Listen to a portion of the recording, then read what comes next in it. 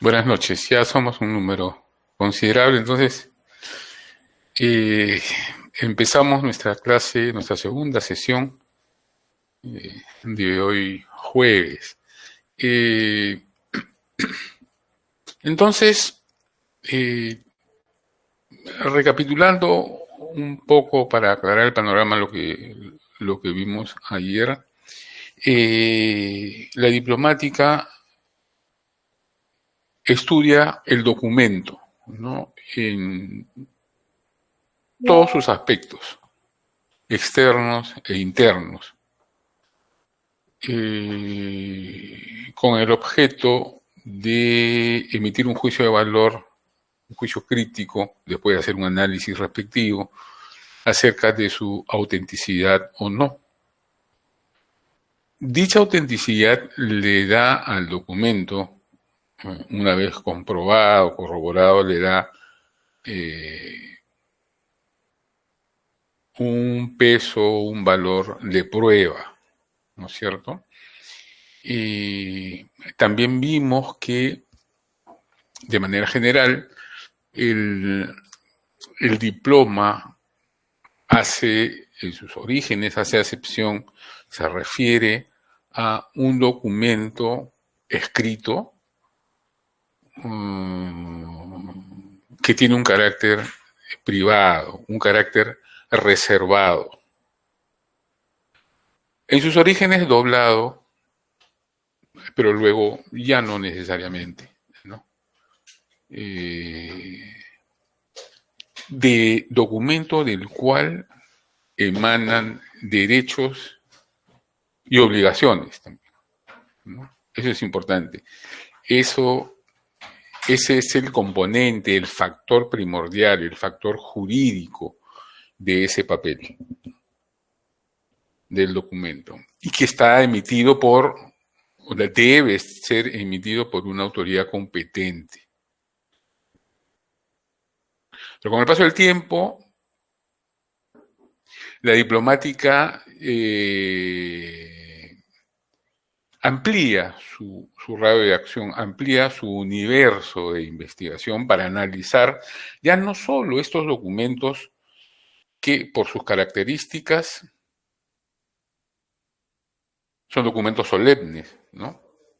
Por su formato, sino pasa a ocuparse de toda la tipología documental existente en los archivos, ampliando, como le dije, la base de su objeto de estudio. Entonces, ahora prácticamente todo es objeto, todo es materia de análisis diplomático, de análisis crítico. ¿Mm?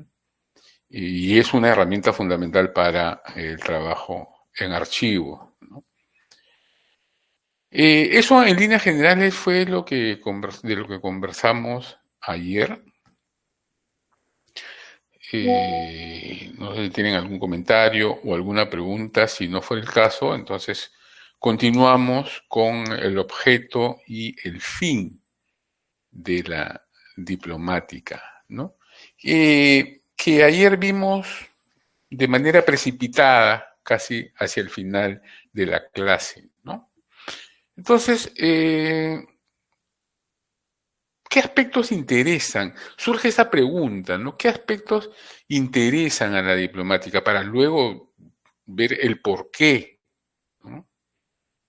Entonces dijimos que el aspecto fundamental es el de naturaleza jurídica, ¿cierto? El documento que otorga, en principio, registra un hecho jurídico, registra la voluntad del autor por otorgar un derecho, por disponer un derecho para el que recibe el documento, ¿no? Entonces, ese registro por escrito del acto jurídico, del hecho jurídico, va a caracterizar la naturaleza del diploma, la naturaleza del documento.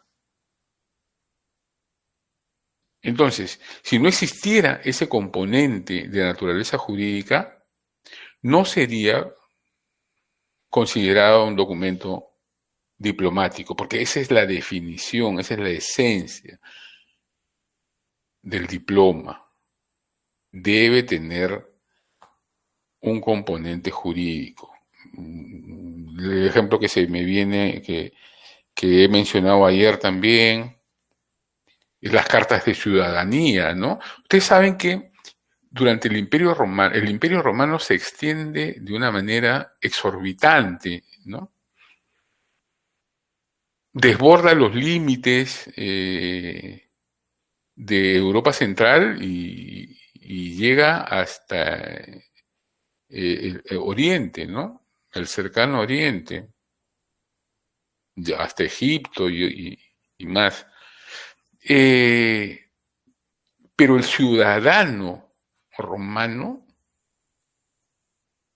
es el que, en principio, es el que ha nacido en lo que originalmente se conocía como Roma, en el espacio fundacional, ¿no? Pero luego hay ciudadanos romanos que viven fuera de la península, en el resto del continente o en Asia. Estos ciudadanos gozan de todos los derechos que un ciudadano de la propia península romana, a través de cartas de ciudadanía. Miren, el ciudadano romano más miserable, porque había plebe, ¿no? Pobreza también en las ciudades, pero eso no, por ello no dejaban de ser ciudadanos romanos los que habían nacido ahí. Tenía más derechos ese señor, ese plebeyo, esa persona de pueblo, ese pobre, ese miserable de las urbes romanas, tenía más derechos que el más rico o el noble de los pueblos sometidos por Roma en Asia anterior, por ejemplo, ¿no? Tenía muchos más derechos. Así de importante era, vamos a ver en su momento, seguro hoy, eh, cuál es la importancia de la diplomática en su relación con el derecho. Y cuando hablamos de derecho necesariamente tenemos que hablar del derecho romano, que es donde se perfila la institución que llega hasta nosotros, ¿no? Nosotros tenemos una tradición romana de derecho, enriquecida, acomodada, reorientada, pero la esencia nace en Roma. Entonces, desde antiguo, el ciudadano romano tiene unos derechos que nadie más goza. Entonces, esa carta de ciudadanía, miren todo el poder que tiene, ¿no? Entonces, ese es un hecho jurídico que avala el derecho de quien posee esa carta de ciudadanía. Pero así también derivan obligaciones, ¿no? Inherentes. Entonces, y así como se podemos citar otros ejemplos más, ¿no? Las herencias, los testamentos, las actas de nacimiento, las actas de bautismo, de defunción actuales, ¿no? Entonces, de matrimonio civil. Eh, entonces, no hay que dejar de lado, no hay que perder de vista ese componente jurídico para el diploma, que es la esencia del diploma. Existen otros aspectos, ¿no?, que componen este universo documental, porque un diploma es realmente un universo, tiene una serie de componentes que lo define como tal, ¿no? Entonces, estos otros aspectos no necesariamente son jurídicos. Están vinculados porque forman parte del diploma y el diploma se expresa a través de esto. Por ejemplo, en la letra, ¿no?, en la forma y tipo de letra, en la forma y tipo de escribir, que es un aspecto paleográfico. ¿Mm? Paleografía viene también de estas voces griegas, ¿no? Paleos, antiguo, y grafos, escritura. Es la disciplina que estudia las escrituras antiguas, ¿no? Entonces, los documentos de este carácter, los documentos diplomáticos, los diplomas, pues tienen escrituras, ¿no? Tienen escritura manuscritas, que varía de acuerdo al uso y a la costumbre de época a época, de siglo a siglo, ¿no? Nosotros estamos en cuarto ciclo, ¿cierto? Ustedes llevan paleografía 1 recién en el quinto ciclo. Yo siempre he dicho que el curso de paleografía y el curso de diplomática deben ser dictados en el mismo ciclo. Si no, paleografía podría ser dictado antes. ¿Por qué? Porque en el curso de diplomática nos vamos a ver limitados a hacer el análisis de documentos impresos, ¿no? Sería muy complicado enfrentarnos a documentos del siglo XVI, XVII, documentos manuscritos, ¿no? Porque las grafías, la letra, la escritura es muy compleja, ¿no? Hay una metodología, por eso hay un curso de paleografía. Pero como aún no lo llevamos, no manejamos estos elementos, esta herramienta, vamos a limitarnos al análisis de documentos impresos, que son antiguos también, del siglo XVI, XVII, XVIII, siglo XIX, XX, impresos para que sea más ágil su lectura, pero todos tienen este componente jurídico, ¿no? Entonces, la letra es un aspecto relacionado, un aspecto un factor, un elemento que compone el diploma, pero no es esencialmente jurídico, ¿no? Si se quiere, es el vehículo por el cual se transmite el hecho jurídico, ¿no? A través de la escritura, pero no es propiamente la naturaleza jurídica. Hay aspectos históricos, ¿no? Por supuesto que estos documentos encierran, luego de haber terminado, porque como me parece que conversamos ayer, es importante seguir el ciclo de vida del documento, lo vamos a ver en estas clases también, ¿no?, desde su origen hasta que se convierte en un documento de archivo. Pero ese documento tiene un origen administrativo, ¿no? Entonces, estamos hablando de bulas de nombramientos de arzobispos, de cédulas reales, que se generan, se escriben en el siglo XVII, siglo XVIII, siglo XVI, ¿no?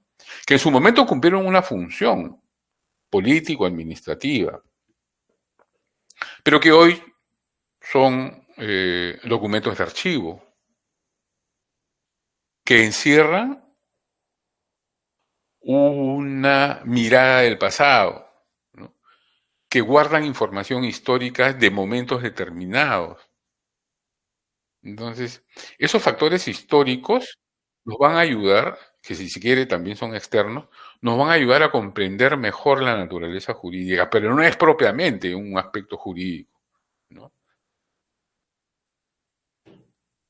Eh, porque saber quién fue el rey que otorgó esta real cédula, bueno, sí, y qué pasó durante el reinado de ese monarca, es importante para contextualizar el documento. Pero a mí lo que me interesa es propiamente lo que se dispone en la real cédula, ¿no? Se autoriza a tal ciudadano, se otorga tales derechos y privilegios a un poblado, a una ciudad, ¿no?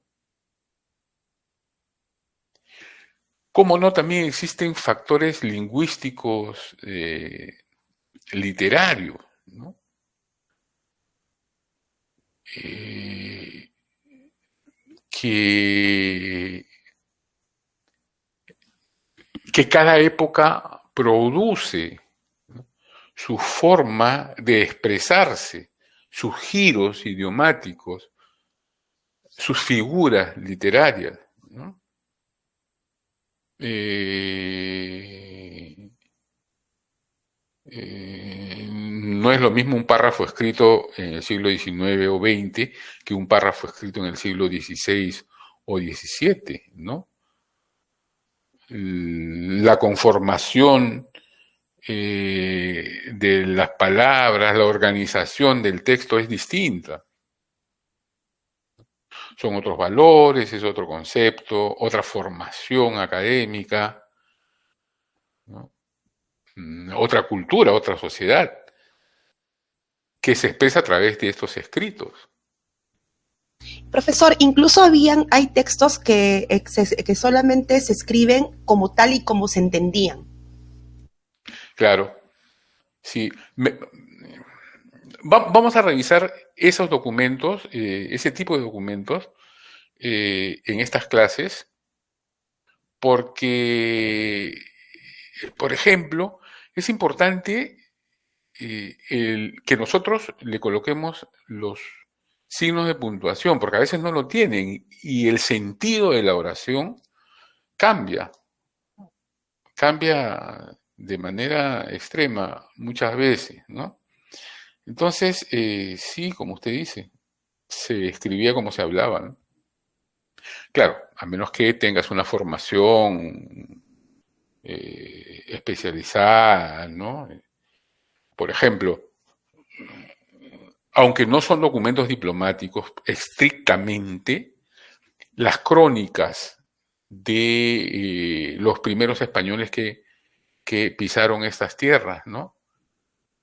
Hay crónicas soldadescas que constituyen la primera mirada de una nueva realidad, de un nuevo mundo, hasta ese momento desconocido por los europeos, por los españoles, ¿no?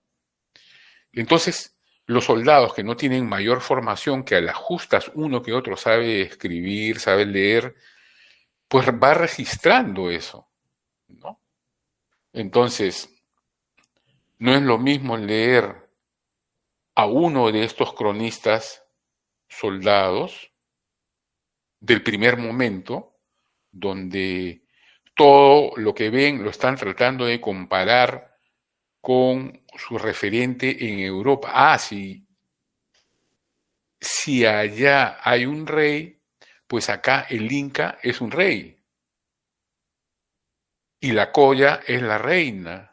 Y la panaca real es son los nobles de sangre y hay nobles de privilegio. Entonces, están tratando de reemplazar categorías existentes eh, en Europa a una nueva realidad que no la comprenden. Pero años después vienen otra oleada, pocos años después, ¿no? Si no es ahí nomás, una oleada de cronistas ya formados, cronistas abogados, bachilleres, licenciados, ¿no? Que tienen una formación universitaria, que desarrollaron esta capacidad reflexiva y entonces se preguntan, ¿no? ¿Y esto qué es? ¿Cómo es? ¿Por qué tienen estos vínculos? ¿Por qué se casan entre ellos? ¿No? ¿Por qué hay cuatro y no solo uno? Qué extraño, ¿no? Existen cuatro suyos y cada suyo está gobernado por un, entre paréntesis, entre comillas, monarca, ¿no? Entonces, de alguna manera se están cuestionando y esas fuentes sirven para los investigadores del presente y desde el siglo XIX y XX, sobre todo, para empezar a trabajar con la ayuda de otras disciplinas una realidad muy particular, ¿no? Más compleja, más rica, si se quiere. Entonces, las formas lingüístico-literarias, la forma de expresar por escrito, varían de acuerdo, y eso nos va a dar información acerca de quién lo escribió, qué formación tiene el que escribió. De verdad que descubrir una sociedad a través de la lectura de los documentos es sumamente interesante. Si le agarramos el truco, vamos a avanzar mucho en este sentido, ¿no? Entonces, pero todos estos aspectos interesan siempre y cuando estén en función de la naturaleza jurídica del documento, ¿no? De esa manera van a estar orientados a la mayor eficacia del documento. Todos ellos interesan, ¿eh? Todos ellos nos van a ser de mucha utilidad para nuestro análisis diplomático, ¿no? Entonces, el que analiza el documento diplomáticamente, es decir, el diplomatista, debe conocer estos aspectos,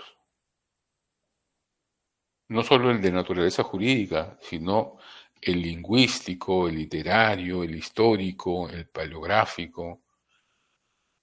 Por eso es importante que estos trabajos se hagan en grupo. Es complicado que una sola persona maneje tanta información. Puede hacerlo. Internet nos facilita mucho. Pero esa información tiene que, a ver cómo lo expreso, esa información va a ser, la que aparece en Internet, va a ser debidamente aprovechada si es que nosotros tenemos determinada formación, ¿no?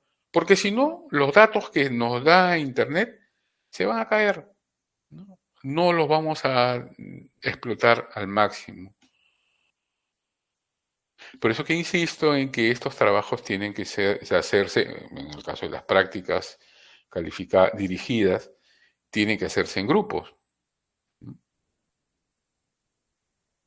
para un mejor complemento. Y las prácticas calificadas también van a hacerse en grupo, ¿ya? Así que si se sacan 11, todos tienen 11.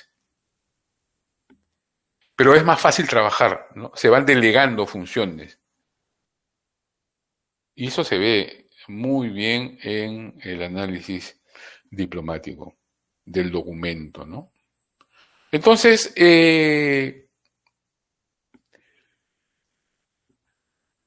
Estos, reiterando, ¿no? Estos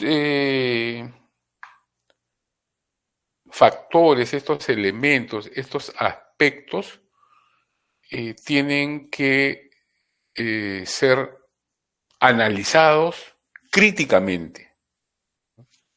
Eh, eh, bajo todas estas paraguas, ¿no? Dentro de un trabajo interdisciplinario. El análisis diplomático no solo lo debe hacer, no solo debería hacerlo un archivista o un archivero, ¿no?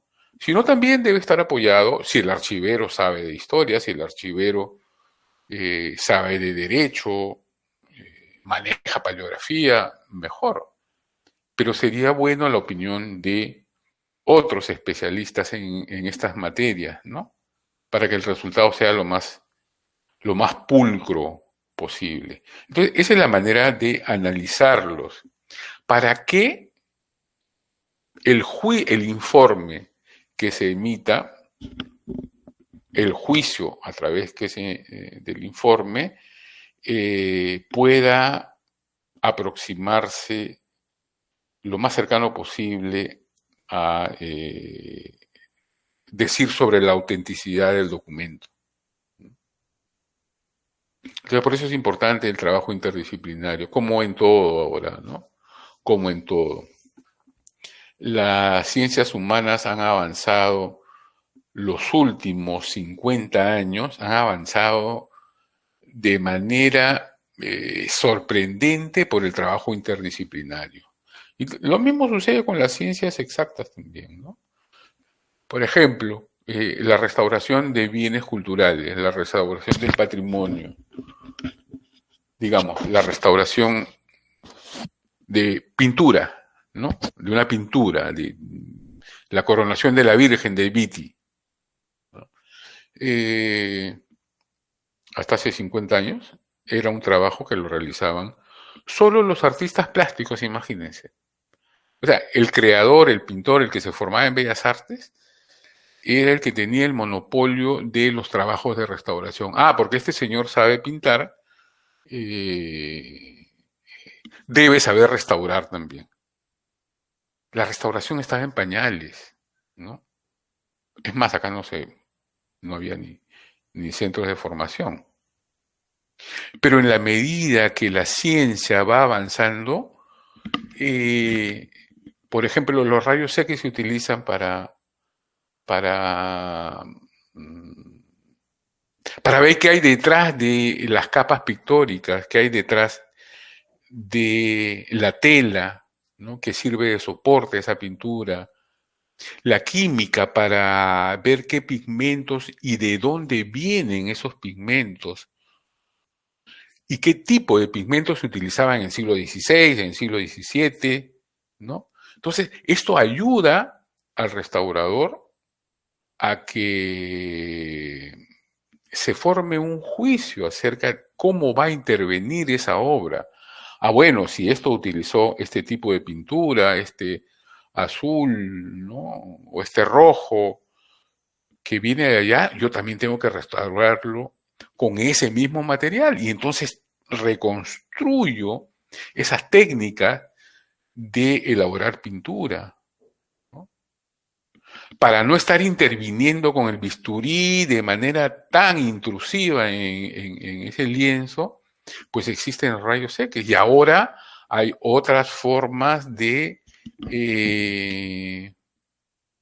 descubrir qué hay sin abrir o partir o analizar la pintura, ¿no? ¿Cuánto puede esforzarse hasta cuánto se puede tensionar ese lienzo para plancharlo, ¿no? Ahí tiene que ver la física.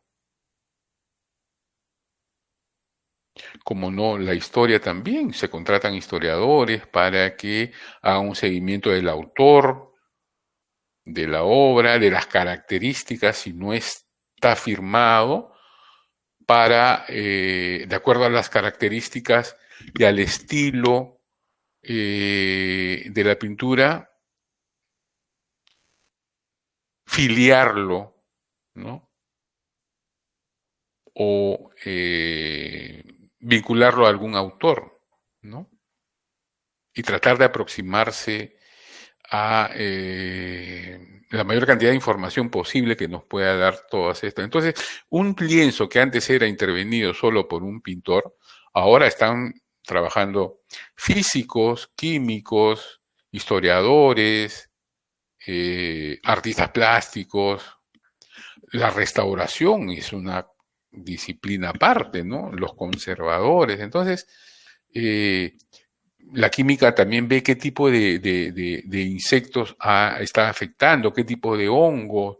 Entonces, de repente estoy abundando, ¿no? en casos, pero la diplomática es exactamente igual. Para estudiar un documento diplomático se tiene que solicitar el concurso de varios especialistas, ¿no? Un archivista puede, puede decirnos algo acerca de los sellos, seguro, pero hay especialistas que trabajan sellos.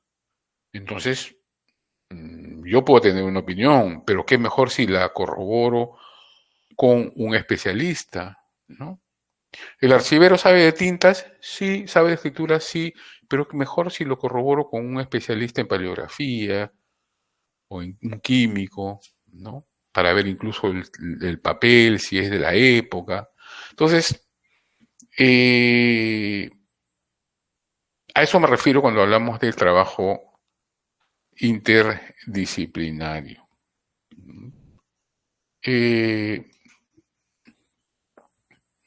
No sé si tienen algún comentario, alguna pregunta.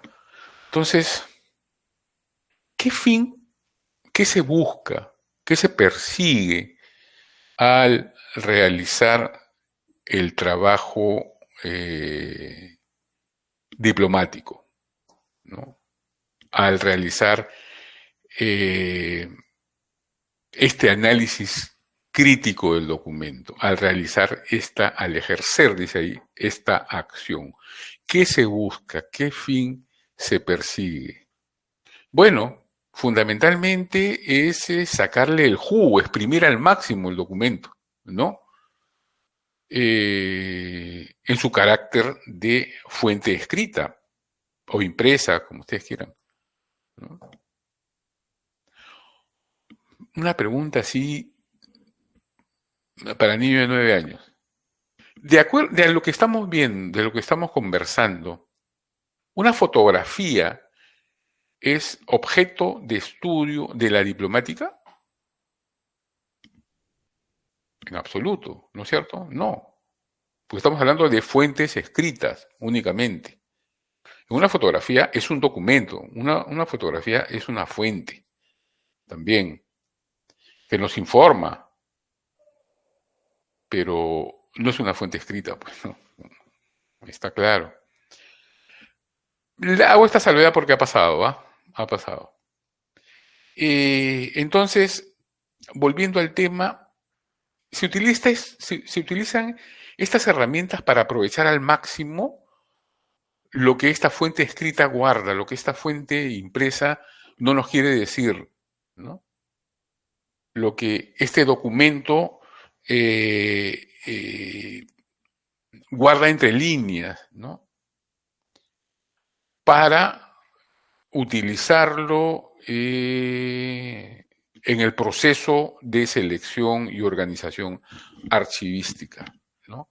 Hay que ver que está más allá, como dicen el metatexto, hay que ir más allá del texto del documento. Y a través de la diplomática se puede hacer. La paleografía también nos da información, pero muy limitada, solo acerca de la letra y de la escritura. La diplomática abarca más aspectos que incluyen la paleografía también, ¿no?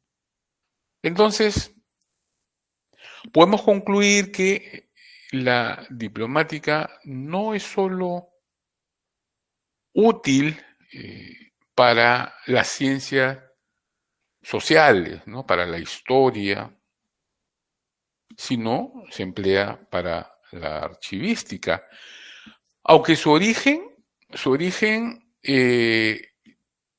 efectivamente está en la base del descubrimiento de un falso histórico, ¿no? Ver si el documento dice lo que dice ser, ¿no? Para eso, Mabillon en el siglo XVII y XVIII establece un método, ¿no? Para corroborar el dato histórico del documento, si es efectivamente se escribió en esa época y si lo que dice es cierto, ¿no? Pero vemos ahora su utilidad, su fin práctico en las labores del archivista, ¿no? Entonces, no solo es para la historia, no solo sirve para la historia, ¿no? Sino fundamentalmente para lo que nos interesa, que es nuestro trabajo en archivo. Entonces, de esta manera pasamos a una primera definición descriptiva de lo que significa diplomática. Esta es una ciencia del documento, lógico. Como toda ciencia, tiene un objeto de estudio y tiene una metodología, ¿no? Entonces cumple todos los requisitos para ser ciencia. Por eso se dice que la diplomática es la ciencia del documento. Documento al que analiza en todo su conjunto, ¿no? Tanto en el papel que vemos como en lo que no vemos, lo que está detrás. La historia, el lenguaje, la literatura. Pero especialmente, dice, en su forma, en su génesis, en su evolución, en su tradición y en su conservación. Es decir, en el tipo de formato, ¿no? Analiza el formato en el que está escrito. Si es una real cédula, va a tener un formato. Si es una ley, va a tener un formato. Decreto es un formato. Si es una carta misiva, tiene su formato. Si es un censo o un inventario de bienes, también tiene su formato. Las minutas, todos tienen su formato. Entonces, el documento tiene que responder a estos formatos, ¿no? Es difícil encontrar por ejemplo, un testamento en un formato de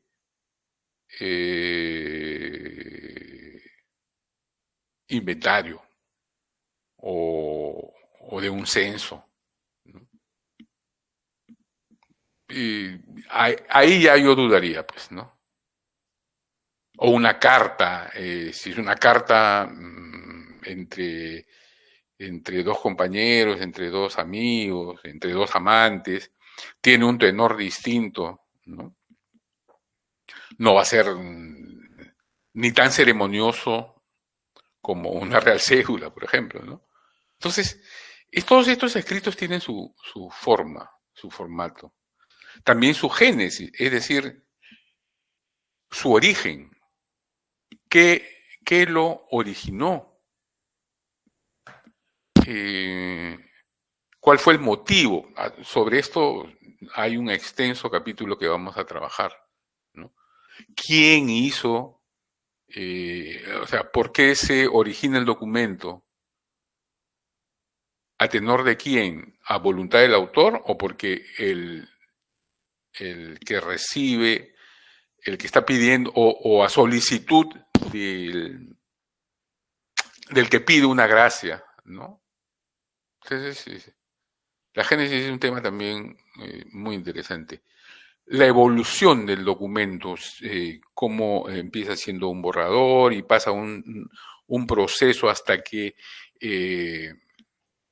concluye el documento firmado y sellado, ¿no? Esto también es la tradición. Y finalmente la conservación del documento, es decir, dónde llegó, en qué archivo se encuentra, cómo es que llegó a ese espacio.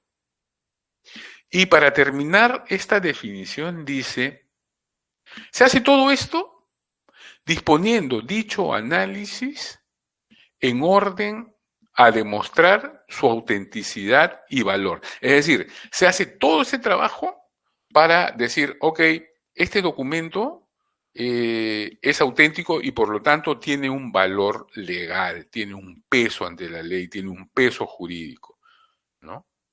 Entonces, ¿qué me quiere decir? Que la diplomática va a ser utilizada cuando así lo requiera un tribunal, una institución, el Archivo General de la Nación, si quiere depurar su documentación o ingresa más documentación, pues va a tener que hacer un trabajo diplomático, de análisis diplomático, ¿no?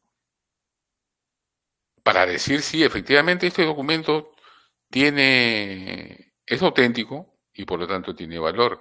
Si mis terrenos no sé, en Cañete, por ejemplo, están en discusión por un documento, alguien exhibe un título, y yo sé que ese título es falso y mi título es verdadero, entonces yo lo someto a un tribunal y el tribunal designará peritos, ¿no? En diplomática para decir si es auténtico o no. Y por ende me va a dar la razón en el juicio. Esto es.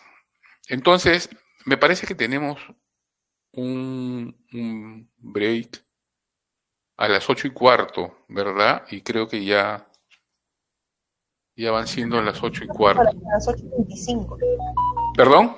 Hasta las 8:25. 25. Uh-huh. Y son 10 minutos, profesor.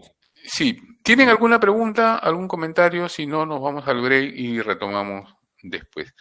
Ahora, si ustedes quieren, la próxima semana, hoy día ya no, por lo que podemos hacer es el curso, la hora continua y salimos pues 15 minutos antes, ¿no? Eso los dejo a su elección, convérselo y luego hablamos. Nos vemos en 15 minutos, señores. Gracias. Está bien, profesor.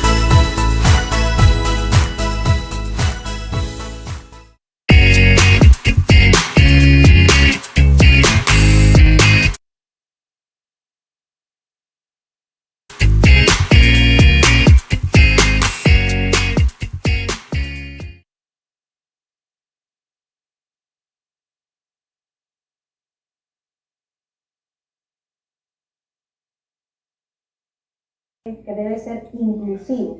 ¿Qué quiere decir que debe ser inclusivo? Pues cuando se diseña este servicio debemos pensar en incluir a las personas con algún tipo de discapacidad, debemos incluir a las personas adultas mayores, ¿no? Entonces debemos también pensar en ello, ser inclusivos. Y hay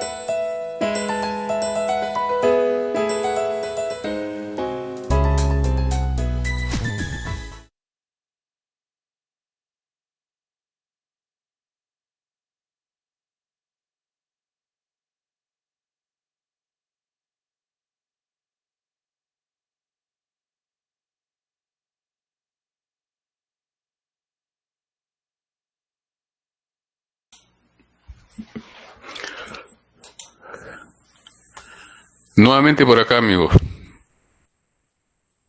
Vamos a continuar estas divertidas clases.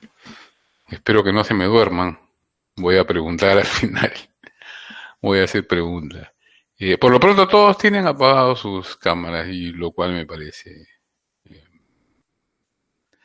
Entonces, continuamos con nuestra clase. Veamos ahora el método. Como toda ciencia tiene un método, ¿no? En el caso de la diplomática, estamos hablando de un conjunto de normas que deben presidir, que deben orientar la acción del diplomatista, nuestras acciones, nuestro trabajo, ¿no? Son unos principios que hay que respetar y que están en relación con los documentos. Pero por otro lado, también constituye el método diplomático una serie de procedimientos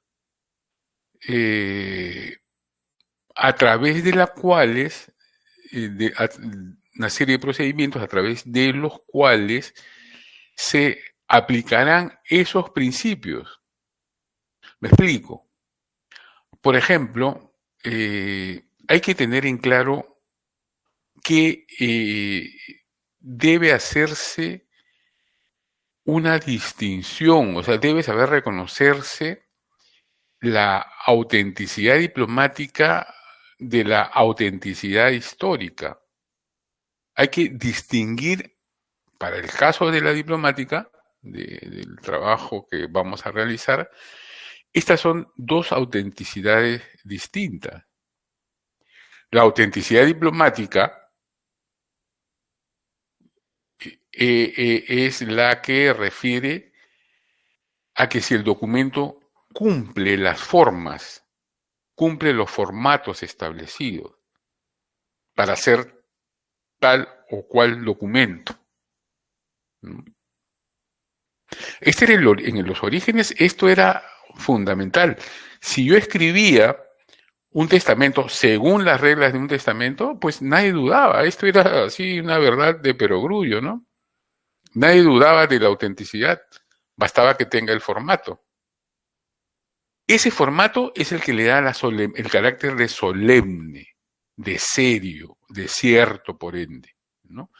Discutible, así sí es, porque hay una autenticidad histórica que hace referencia a que si lo que dice el documento es cierto o no. De repente tiene todas las formas, pero la crónica nos dice falsedades, nos reconstruye un pasado conveniente para determinadas personas o determinados grupos, ¿no? Entonces,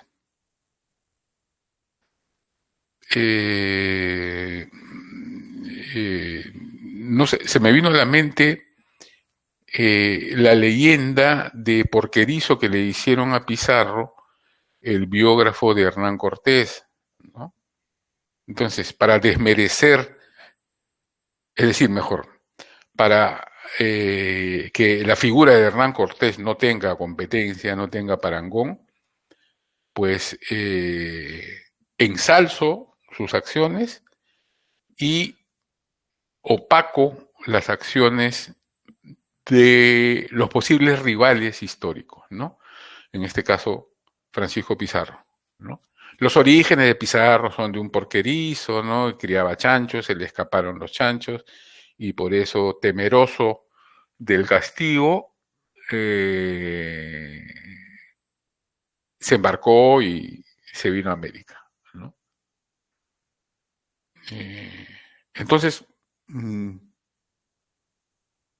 parece que no es tan cierto, ¿no? Esa verdad, entre comillas. Así, entonces, hay dos tipos de autenticidad. Un diploma auténtico es el que cumple el formato. Y un documento es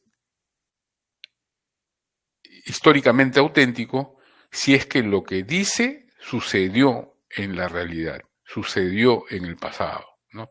Es cierto. Entonces, hay que distinguir eso. Hay que saber identificar los elementos que nos dan información acerca de estos dos aspectos, ¿no?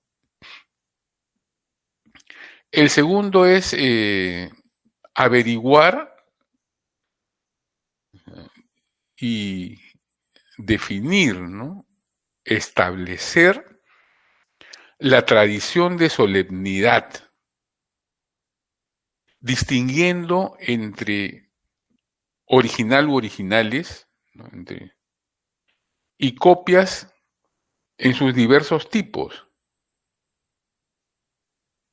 entendiendo que copia es la transcripción literal de un texto anterior. No olvídense de fotocopias y esto, ¿no? Estamos hablando de manuscritos, y en todo caso de impresos. No estamos hablando de fotocopias como entendemos hoy, ¿no? Entonces, la copia es, reitero, la transcripción literal de un texto anterior.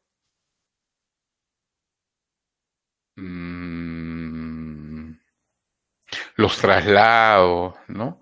Si yo quiero sacar un documento del archivo, entonces copio tal cual, no hoy, ¿no? Sino así se hacía. Copio tal asiento y lo hago validar por la autoridad competente. Por eso se dice que la copia es esta transcripción literal, ¿no? De un texto escrito en el pasado, y cuando digo pasado puede ser en la mañana, ¿no? Y la copia se hizo en la tarde, o puede ser el día anterior, o 2 días, o un mes, o 6 años, pero se hizo con anterioridad. Y esto se contrapone al concepto de documento original, porque entendiendo que es copia, no es ni primigenia ni perfecta, y cuando digo perfecta es que una copia así no tiene un peso jurídico, ¿no? Estas copias manuscritas literales no tienen un peso si es que no han sido validadas, refrendadas por una autoridad. Puede haber sido elaborada a partir del original o de otra copia, ¿no? Hay varios tipos de copia además, ¿no? Pero siempre en función de la mayor o menor relación que guardan con el original, ¿no? Por ejemplo, existe lo que llamamos una copia simple. La copia simple, perdón un segundo.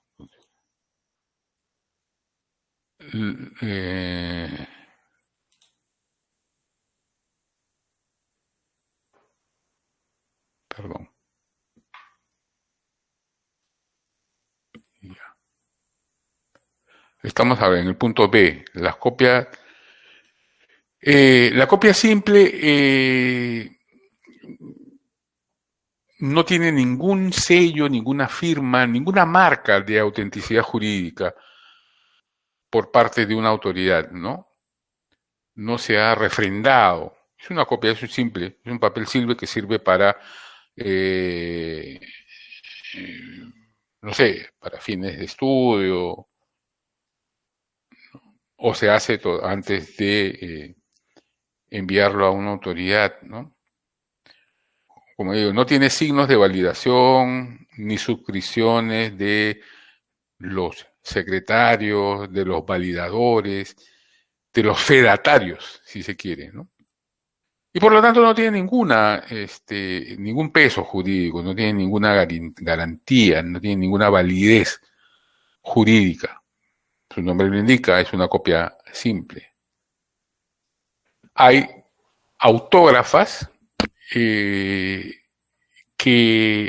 cuando la copia la hace el mismo autor del original, autógrafo también, ¿no? A mano. Es decir, es una transcripción de propia mano, ¿ya? Del quien hizo el original. En la copia simple puede haberlo hecho cualquiera, ¿no? Pero en la autógrafa es el mismo autor que hizo el original. Una copia figurada es cuando el autor de esta copia se esfuerza por reproducir con exactitud la escritura totalmente o en parte del documento. Tal cual el documento original, ¿no? Especialmente algunos de sus elementos, caracteres especiales, firmas, monogramas, sellos de escribano, es decir, cuando se trata de imitar el original, ¿no? Porque el original encierra una serie de firmas y signos, no sellos, ¿ah? Signos de escribanos. Los escribanos tienen sus propias monogramas. En su momento les vamos a mostrar, además de los sellos, ¿no? Y tienen otros signos más que abundan y que completan los espacios en blanco del documento, ¿no? Una copia figurada es la que imita todo esto, en su totalidad o en parte, ¿no? Con mala fe, no, simplemente es una exigencia, ¿no? Luego hay otro tipo de copias que es la auténtica o certificada, que es la transcripción literal del documento original que está certificada por una autoridad competente, ¿no? Que goza de fe pública, un fedatario. Esta copia certificada puede sustituir en algunos casos el documento original cuando éste se pierde o está deteriorado, ¿no? O se ha quemado o se ha desaparecido, ¿no? Y al interior de estas copias certificadas existen otras subclases, digamos. La copia certificada notarial, que también se le conoce como traslado, además de estar validada con la firma y sello de las autoridades, del notario, del escribano, que dan fe pública de que su contenido es el mismo que el original,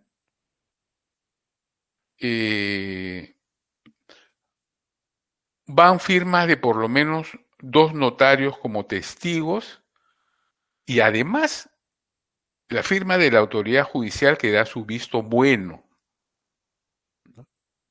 Entonces, de esa manera se cierra el círculo y ese documento está absolutamente bendecido, si se quiere, por las autoridades que dan fe de esta manera tan contundente y rotunda de que el documento es copia fiel del original y que tiene una validez, ¿no? De hecho, se identifica por la fórmula introductoria que dice, puede ser al final también, al final de la copia, del traslado, dice, es copia fiel del original que obra en tal despacho, ¿no? Ante tal secretaría, ¿no? Pero normalmente dice esto, es copia fiel del original que obra en tal sitio. Esa es la manera de reconocerlo, además de las firmas y sellos correspondientes, ¿no? Y la segunda forma de copia certificada es la que se conoce como vidimus, con V, vidimus, que es cuando el que da testimonio de haber visto el documento original es una autoridad competente y describe todos los caracteres externos, en particular el sello y su forma, ¿no? Reproduciéndolo íntegramente. Y todo esto le da autenticidad al documento transcrito, ¿no? Es fácil, es identificable porque se menciona la fórmula: sepan todos cuántos esta carta, este documento o esta real cédula, ¿no? Así empieza: sepan todos cuántos este papel vieren, como yo, como nos, tal, ¿no? Vimos el papel, así dice, ¿no? Sepan todos, vimos el papel, por eso se dice, por eso es que se conoce como vidimus, ¿no? Es un documento inserto, ¿no? Es un añadido al documento original, al copiado originalmente,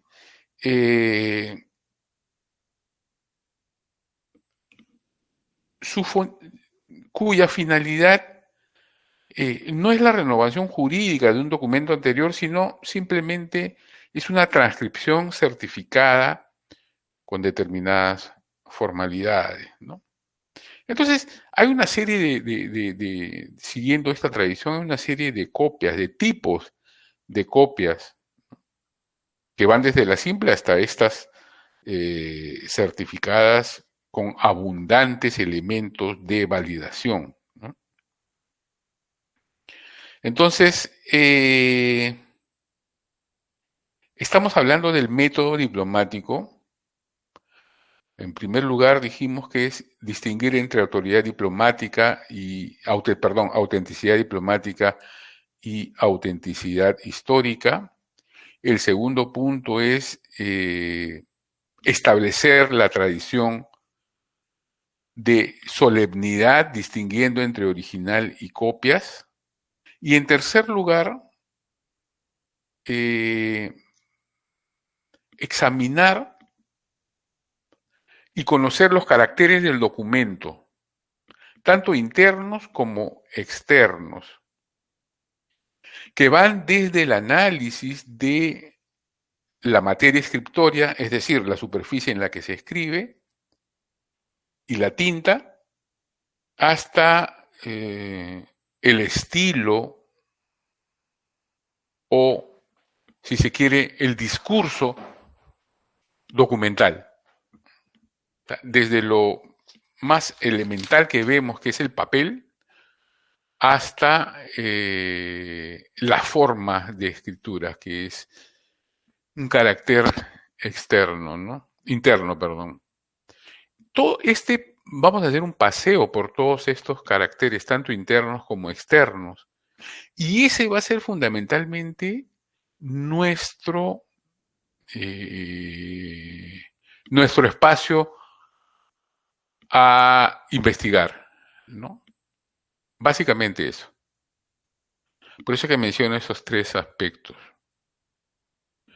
¿Cómo se aplican estos principios?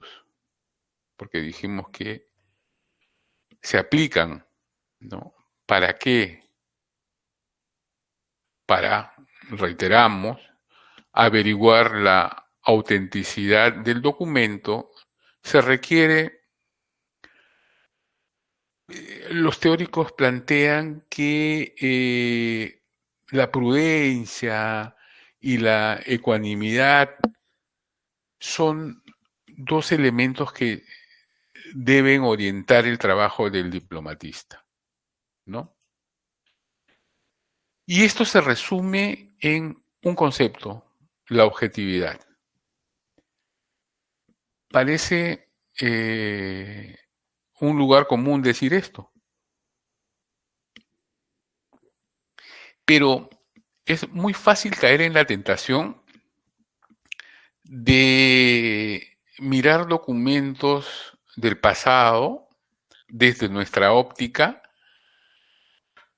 y al hacer eso estamos reduciendo el potencial del documento, lo estamos minimizando, hablando mal y pronto, como se dice normalmente, lo estamos ninguneando, porque no le damos el contexto que, o no nos esforzamos en contextualizar el documento que estamos analizando, ¿no?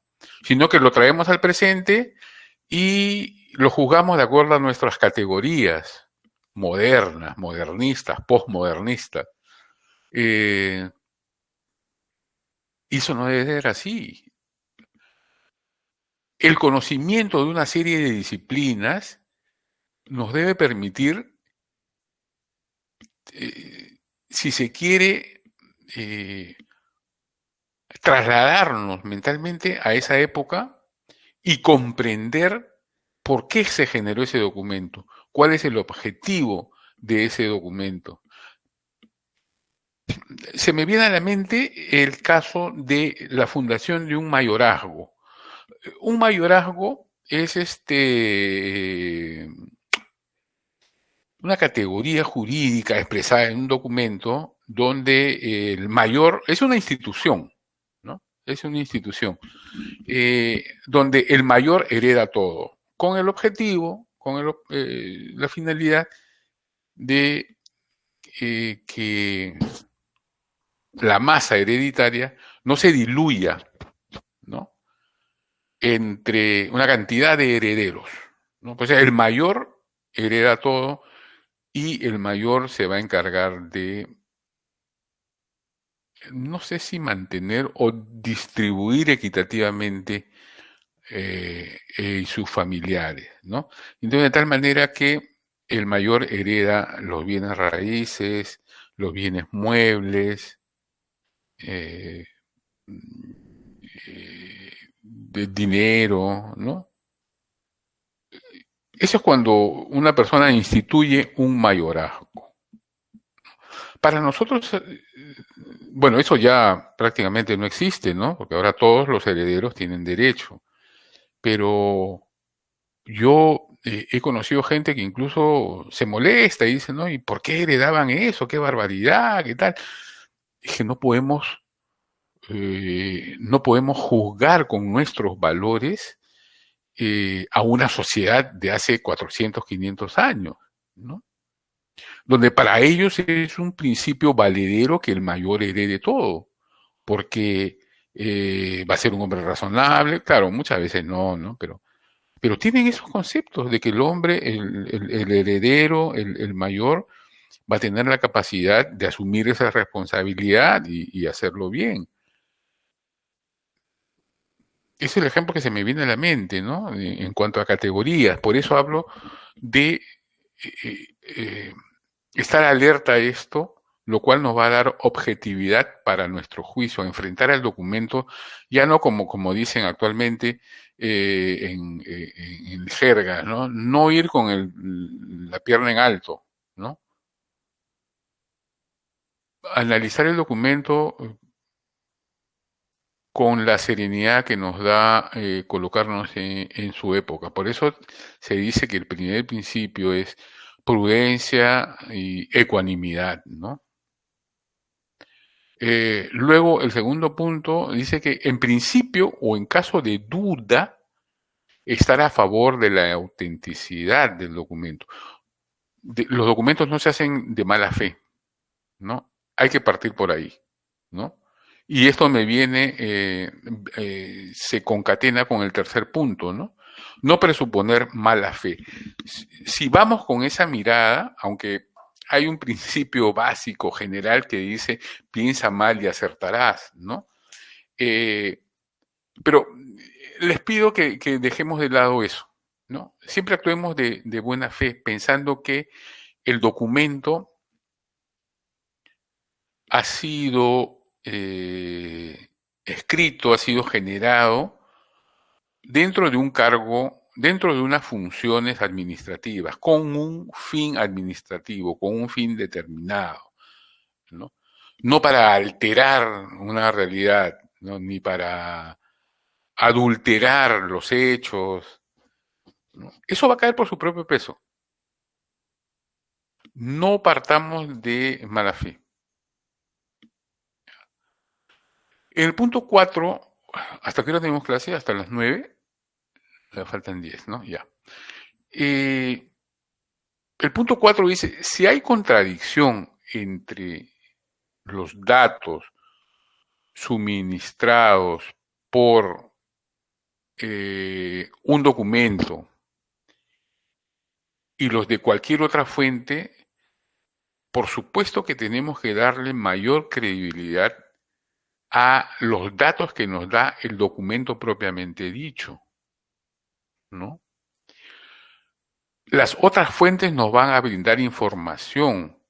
Nosotros debemos hacer dialogar esas fuentes. Por ejemplo, sé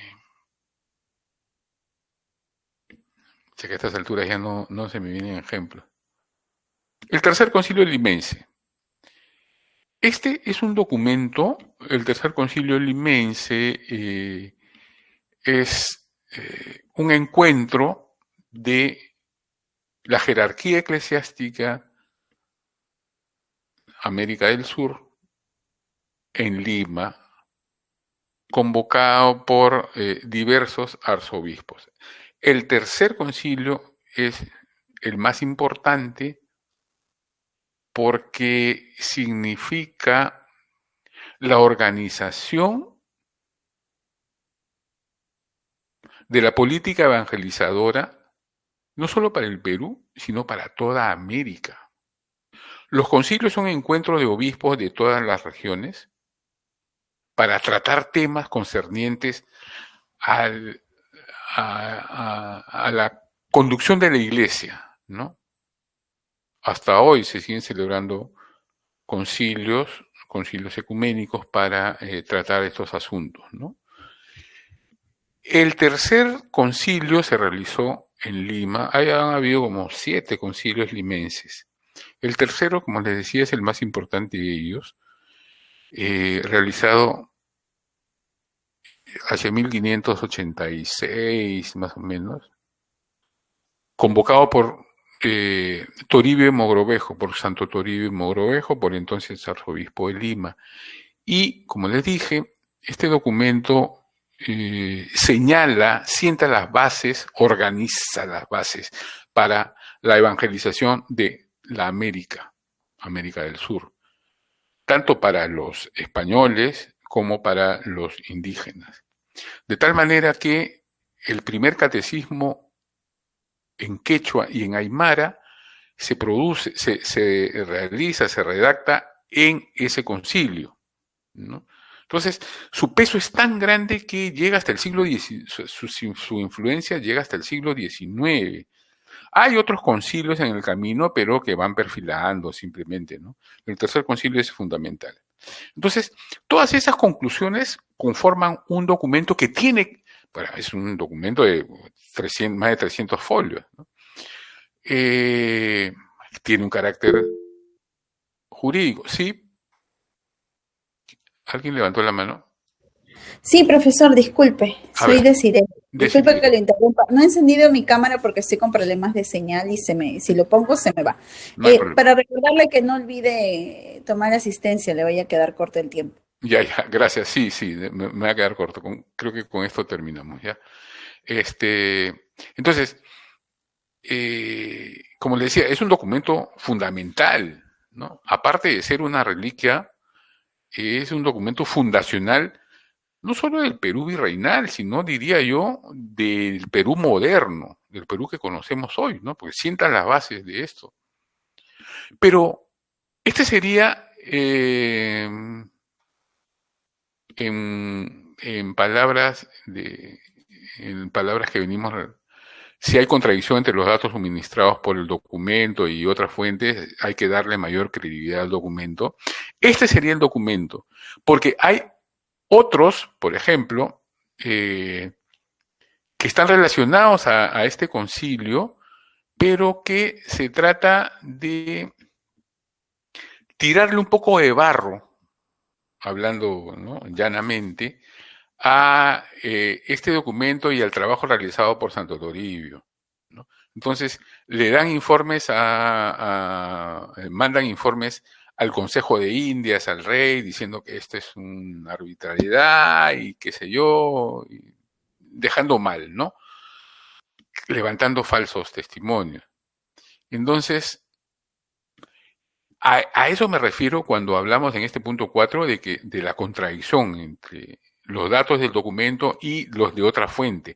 Yo le voy a creer más al Tercer Concilio Limense, por una serie de factores. Todos los obispos de la región de esa época firmaron, ¿no? Y tiene una organización estupenda, ¿no?, que hasta ahora rige la Iglesia. Los documentos posteriores, pues, por envidias, porque hay envidia en todos lados, ¿no? Trataron de enlodar ese trabajo, esa labor. Entonces, si yo me guío por esos documentos, por esas otras fuentes, pues voy a tener un juicio diplomático muy arbitrario en el caso del Tercer Concilio Limense, ¿no? Señores, han sido muy amables, nos quedamos acá. Vamos a pasar lista. Si es que encuentro la lista, a ver. ¿Dónde está? Asistencia de alumnos. Y este es el curso de diplomática. Arriola. Presente, profesor, buenas noches. Buenas noches, gracias. Vados o Vados. Presente, profesor, buenas noches. Buenas noches, gracias. Barrientos. Buenas noches, profesor, presente. Gracias, buenas noches. Cabral. Presente, profesor, buenas noches. Gracias. Cabrera.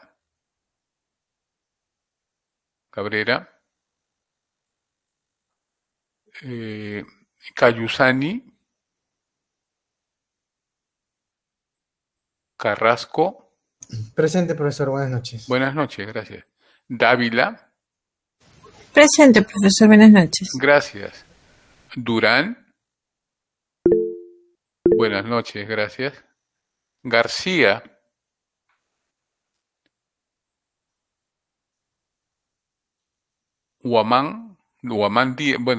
Richard. Buenas noches. Wilman. Presente, profesor, buenas noches. Gracias, buenas noches. Huasco.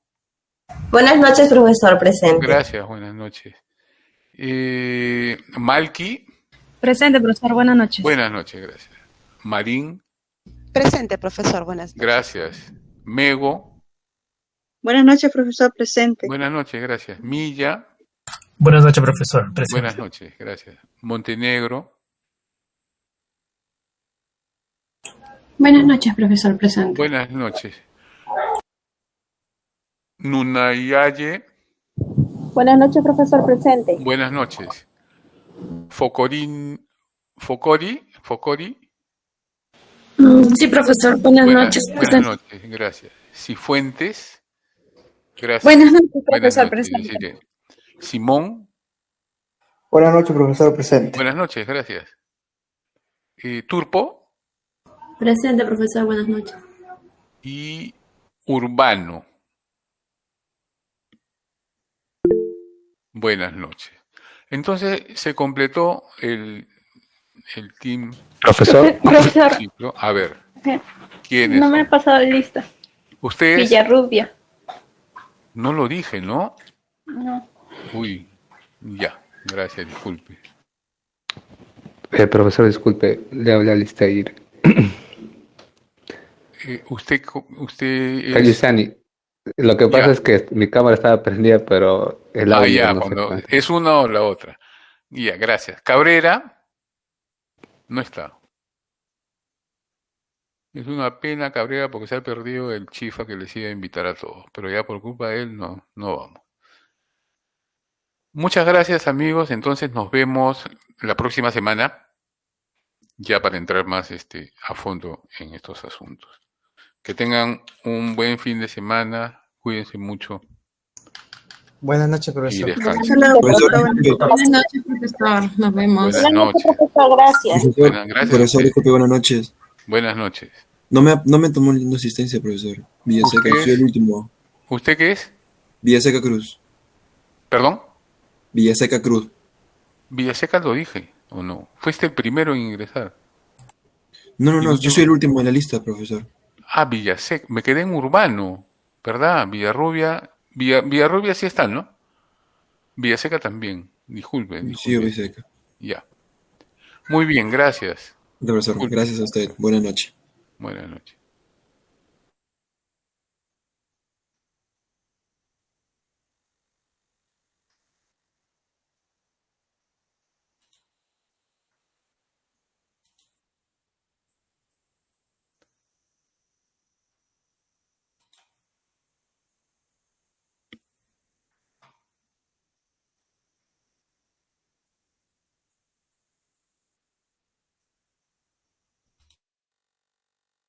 No.